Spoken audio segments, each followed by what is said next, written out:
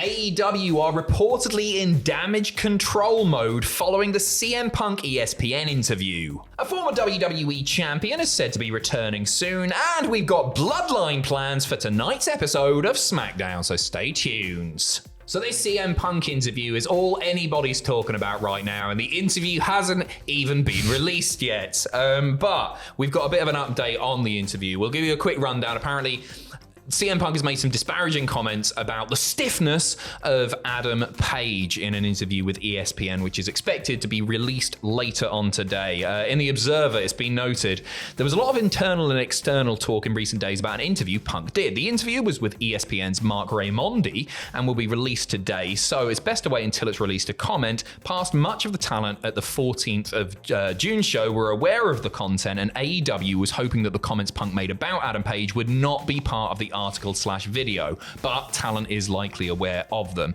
This is largely because the company is actively trying to sign Page to a new long-term deal. There was an attempt at damage control going on at press time, but much of the talent was aware of what Punk originally said. So the talent are clued in as to what Punk said specifically. We're not quite clued in yet. We might know later today. It depends if ESPN are nice to AEW or are not nice to AEW. Yeah, it's going to be interesting to see. I mean, I guess the thing is now it's out there that he said these things in the first place anyway. We don't know exactly what it is, but it's been alluded to, isn't it? About, the match double or nothing. So apparently called his mama slag. Jesus, that's not true. That's not true. Philip, how dare you? So yeah, it remains to be seen how sort of damning these comments are. I can see why AEW would be in damage control mode, because Adam Page is one of their biggest stars and they absolutely would want to keep him, and perhaps, if the return of CM Punk sort of throws a spanner in the works, so to speak, for Adam Page, and whether he stays with AEW or not sort of remains to be seen, I guess. It's just going to divide people more, isn't it? Unfortunately, it sounds like the damage has been done. Yeah. We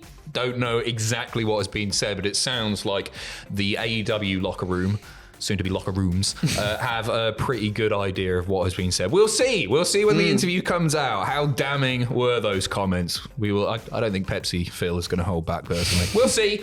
Speaking of Pepsi Phil, he is, according to The Observer, expected to make appearances on AEW Dynamite. This is something that I think a lot of us weren't expecting. We just thought we'd be seeing him on Saturday nights on Collision.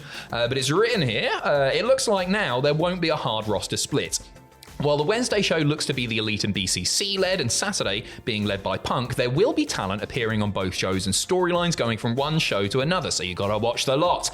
Those at Warner Brothers were expecting the idea of Punk on occasion being on Dynamite, and on those weeks, the Elite and BCC members would be on Collision. How embarrassing. How embarrassing. It really is. It's doing my head in, honestly. I just think it's very, very...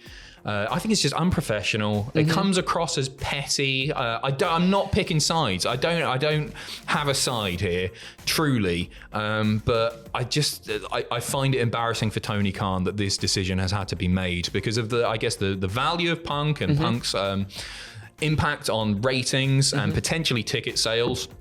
That he's decided that this is the best course of action when really things should have been resolved and people should just be able to work together. You don't get this at other companies. Wrestling's this bizarre beast where stuff like this can happen, but I don't think it's a good look, and I think it sort of makes Tony look a little bit spineless. I don't know. We don't know the full story. I guess maybe I'm overthinking it or something. No, I think you're absolutely right in terms of, at least to me as well. Again, not picking sides, but it just feels like at the age that these wrestlers are at, that they should be able to sit down and work things out to be able to, appear on the same show. It just feels childish is all to me, personally. Yeah, and there's only so long you can do it, because eventually those people will have to work together in some capacity. If they all stick around in the company, the pay-per-view. Yeah, we're going to have locker rooms. Yeah. That's why they got the 2 tunnels, pal. Yeah, it's true.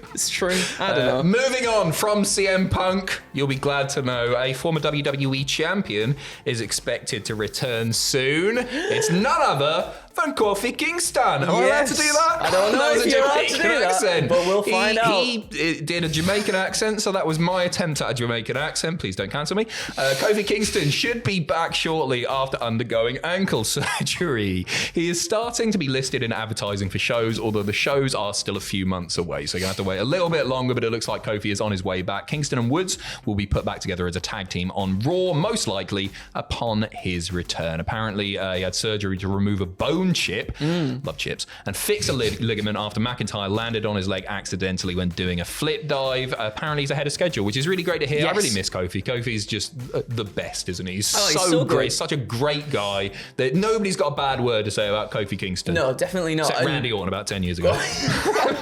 And as well, like, I feel like his presence has absolutely been missed as well, especially within the tag team division at the moment. I said it multiple times at this point, and everybody already knows. A fantastic tag team division within WWE, and now with Kevin Owens and Sami Zayn with the tag team titles as well. I want to see some stuff with a New Day in there, a little in the mix. You as can well. just throw him into the mix at any point, can't you? You can, and that's the thing. And now we've got obviously like Pretty Deadly on the main roster now as well. I think there's a lot of good stuff to be had, and there's history there as well with the New Day and Pretty Deadly too from like the NXT days. I think they could. I'm excited to see them back. I'm happy that Kofi's like ahead of schedule with his recovery, and I can't wait to see what they do on TV next. Totally, sending our best. Woods feels a bit directionless at points without Kofi, doesn't he? And it's obviously you're missing Big E.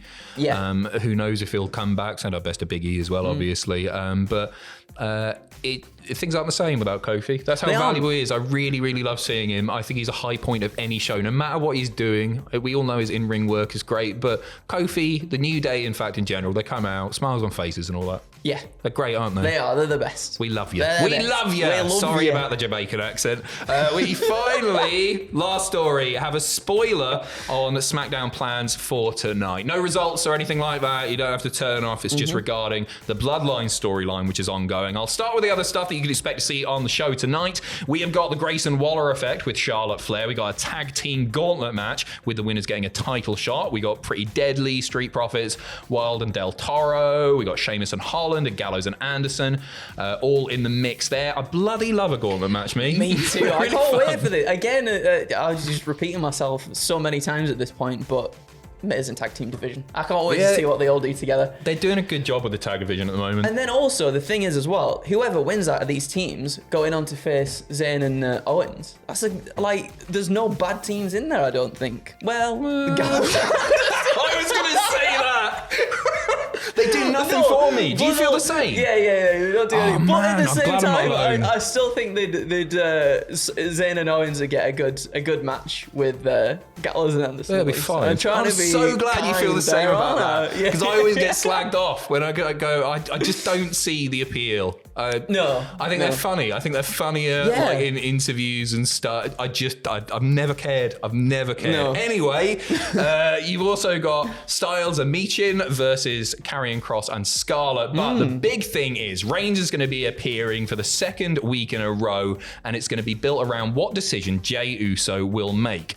And the Observer notes that we were told that legit the Jey decision will be made on this show. Which way is he going, Andrew? He's gonna go with his brother unless we get a swerve, because Jay was like, I'll only join back up with Roman Reigns, the tribal chief, if you, Paul Heyman, dismiss yourself from this faction. So there's nice little bits and pieces, caveats. I could see them maybe like doing a bit of a swerve in the middle there, and kind of Jay does go. What, maybe he little Jimmy takes on it his down own? from the inside. Oh, I quite like that. Hello, you are teasing me. Not with a good time. I think he's going to side. I think the Usos going to be a babyface tag team once again. I think there's a definitely. lot of money in that. I think they could do something really, really fun there and prove the bloodline wrong, and they get those tag straps back without the help of Roman Solo and little Paul, who's not there at all. That is it from us. Loads and loads of news going on. We'll see what happens with this CM Punk stuff, won't we? We have got live reactions to the premiere episode of AEW Collision. Myself and Fraser doing that live tomorrow night. It starts at 1 a.m. BST. So do tune in if you're awake, or if you're in the United States, Canada, or elsewhere. Where am I going with this? Have a good weekend. Just have a lovely weekend. Enjoy AEW Collision. If Punk hasn't burnt the venue down or something. We'll see. See you in a bit. Take care of yourselves. Bye.